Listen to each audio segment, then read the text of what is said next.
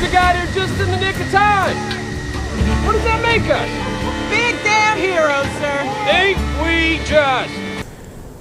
I'd like to respond to Brett Keene's question about waking the sleeping woman who's having the perfect dream.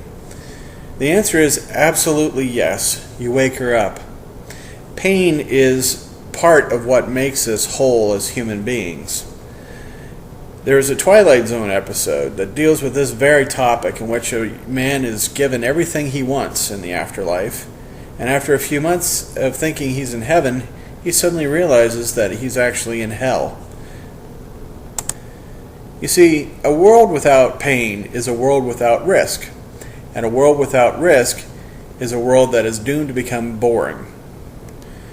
Perhaps it's because of our hunter-gatherer origins, but for whatever reason, the one thing that humans really cannot stand is boredom.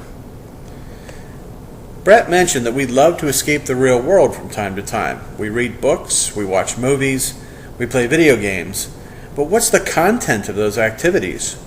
We don't like to read books about people pushing papers about in cubicles. That's too much like our real lives. We read about sweeping revolutions in France. We play video games where we're semi-divine heroes slaying fantastic monsters. And so even those activities are ways for us to avoid the ultimate devil in our lives, boredom. And so even though there's pain in this world, it's the pain that actually allows us to appreciate the good times that we do have. So yes, it may seem a kindness to let the woman sleep and be with her family in this fantasy world, but deep down, she will know it's a fantasy. And so even though her imagination may be able to conceive of her children growing up and having lives of their own, just as in the real world, ultimately, without the risk of pain, her fantasy will eventually deteriorate into one of continuous and unbroken tedium.